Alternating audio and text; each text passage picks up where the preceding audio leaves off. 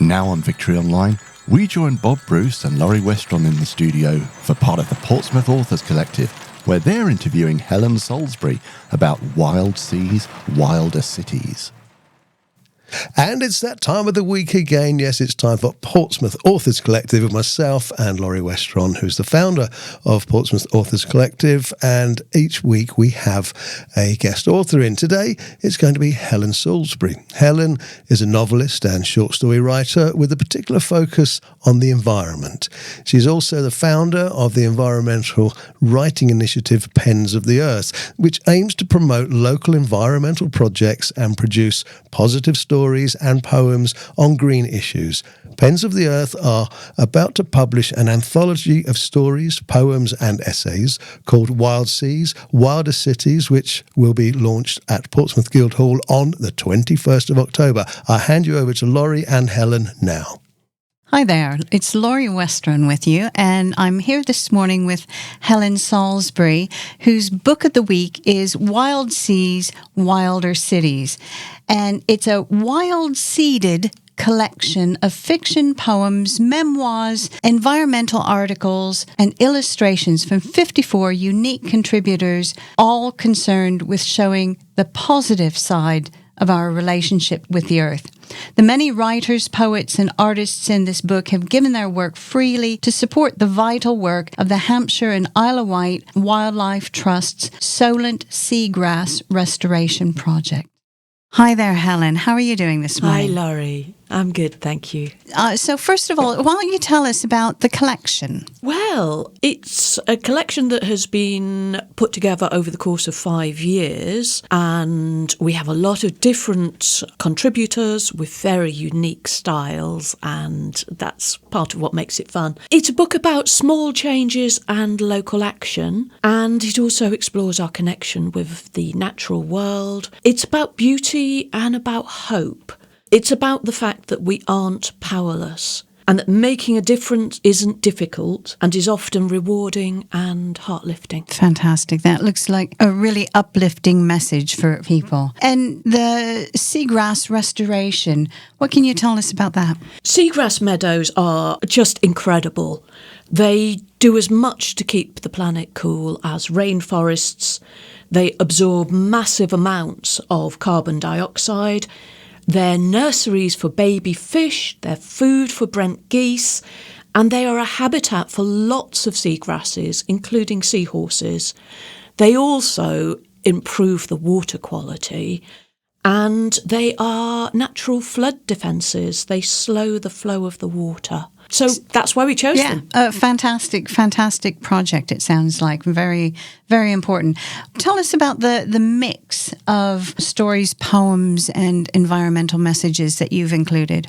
Well, that's always been an organic thing. It's the way we started 5 years ago. We were very inspired by what we were seeing happening in Portsmouth, and we wanted to weave stories and poems around that to help spread awareness and also to change ourselves, because I think when you write about something, you really connect to it. There's a lot of fun in that. You know, you can craft a quirky story, a dramatic story, and writing about things that are really happening, I think, brings a certain energy to the stories and poems. Yeah, fantastic. And what about the artwork? You've got artwork in there as well. Yes, that was a very late addition. At the point that we were putting the book together, we were thinking that it would be nice to have pictures in the book. Mm-hmm.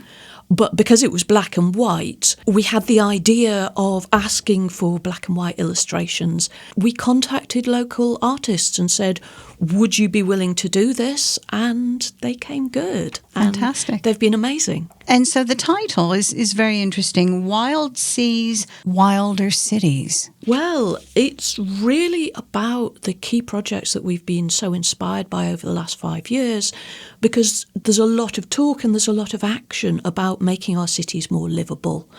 And that's everything from the Cornwallis Crescent Community Orchard, who plant fruit trees through the city for people to harvest fruit, to wilder streets where you're planting for pollinators, you're encouraging wildlife, to pocket parks and to community gardens. So that's the wilder cities side. And then on the wilder seas side, obviously seagrass is a vital part of this. But we've got some amazing coastal habitats here. And we're actually the first seascape project in the UK. And a project called the Blue Marine Foundation is leading that. And they're restoring habitats, they're rewilding, they're doing things like introducing oysters, which are brilliant for creating habitats and cleaning the water. They're just rewilding the Solent. Very interesting, Helen, and I think it's a lot of important work that we can see is going on out there. So, yeah, fantastic to highlight that. So, Helen, how important is the topic of the book, and how can readers help spread the word? I would say it's vital. Apart from the stories and the poems, which I think really serve to engage you, the environmental articles within the book offer practical solutions and actions people can take, and you almost become part of a community by reading this book. And it's about hope and belief in the future. So it's vital. And when it comes to readers spreading the word, we are so grateful to readers for anything that they can do. Word of mouth is amazing. Buying the book for people as a Christmas present, and writing reviews for us. All of that is just so appreciated. Yeah, fantastic. And I think that's the same with any book is, those reviews are really important. Where can people get it? Right, well, it's already available to pre-order at Pigeon Books. It's going to be available from other local independent bookshops, obviously from the PAC market stalls. Mm-hmm. And we're looking at placing it in lots of other places in Portsmouth and beyond, and check our website for that. But you can also buy it at events, including at our launch at Portsmouth Guildhall on Monday, the 21st of October. Fantastic. I think that's going to be quite an event by the sounds of things. Where can people get tickets to the launch, and what's going to be happening there? The launch is really a glimpse inside the book. A lot of the authors are going to be reading their own work. We're going to have short story extracts, we're going to have poetry, and we're going to have environmental speakers. It's going to be an opportunity to learn more about seagrass restoration. We've got litter art, which is these amazing artworks that a local textile artist has created out of things like sweet wrappers and plastic bags. And there's also a bar. You get the tickets from the Guildhall box office and they cost just £6, and all of the proceeds from the launch go towards seagrass restoration. Wonderful, wonderful. Okay, Helen, I understand that you've chosen not to make the paperback available on big online vendors.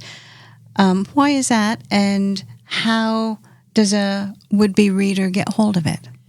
Thanks, Loree. It's about where the money goes. We want it to support independent bookshops and seagrass restoration and not the marketplace giants.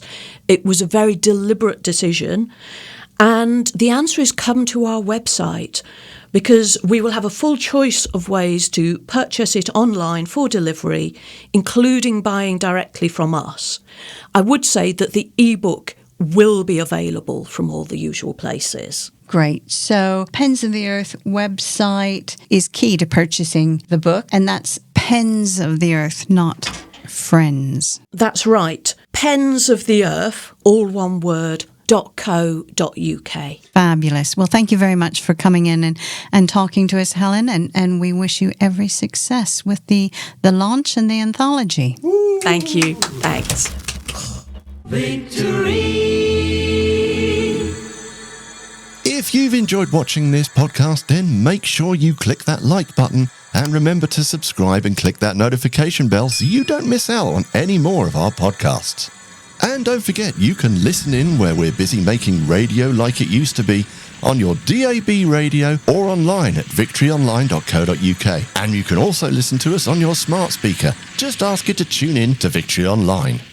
Thanks for watching and hope to see you again soon.